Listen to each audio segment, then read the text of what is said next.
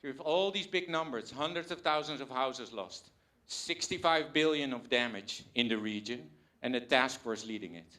And then when you walk around the region, this is what you find on the wall. And then you realize that with that big numbers and all that big effort, you tend to forget the small human need. Because when a disaster hits, it is a personal disaster.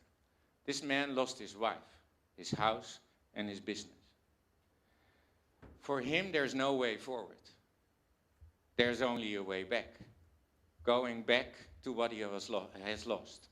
For him, a task force and 60 billion do not make a difference.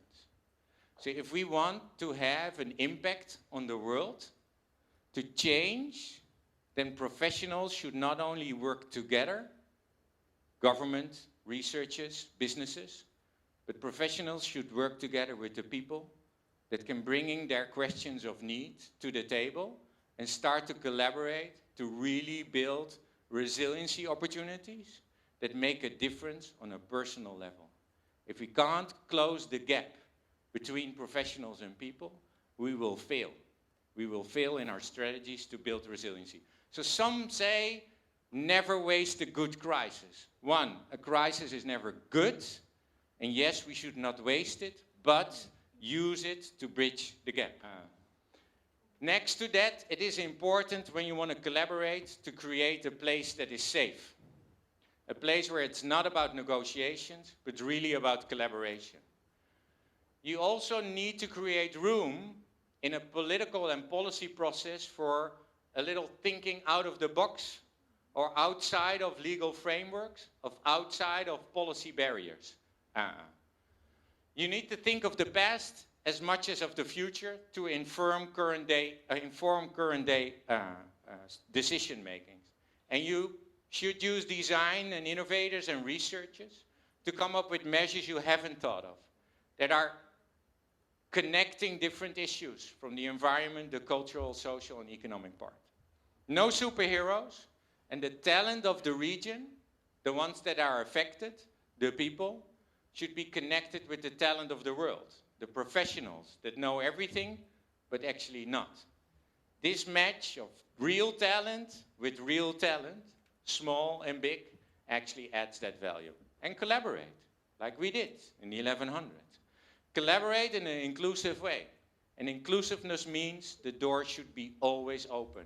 One is never too late. Because otherwise you'll fail, you lose out, and you forget. But the collaborative process was also really about getting a better understanding amongst all. A better understanding among professionals of what real local needs were to inform designs and innovations, but also a better understanding of the people at risk in the region, of what climate change and the impact of climate change really meant, to inform what they had to do to improve their safety, but also improve their policies. There is a real gap between professional and the public. I will explain why. I worked for both sides. And in collaboration, it's hard. But hard is different than a gap. Hard is tough, and it doesn't always work.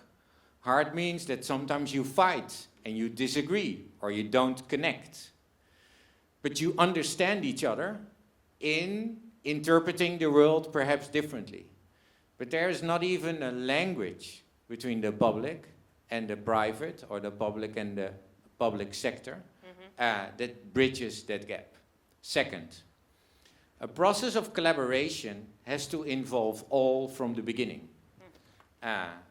You can't start with professionals first, but we do all the time. Yes. And then professionals start to gain better understanding. And professionals actually gain so much understanding that they start to work on bringing that understanding towards solutions.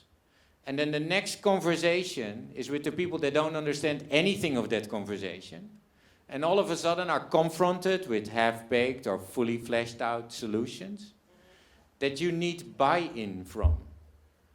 That's not collaboration, that's an insult. if you really take collaboration serious, you have to be able to be vulnerable at the beginning and say on this table where government, researchers, private sector sit, that perhaps don't work together, but understand each other. You also invite the others that normally would not be on that table to start to inform the same process you would normally have when you want to bridge the so-called gap between the public and the private sector.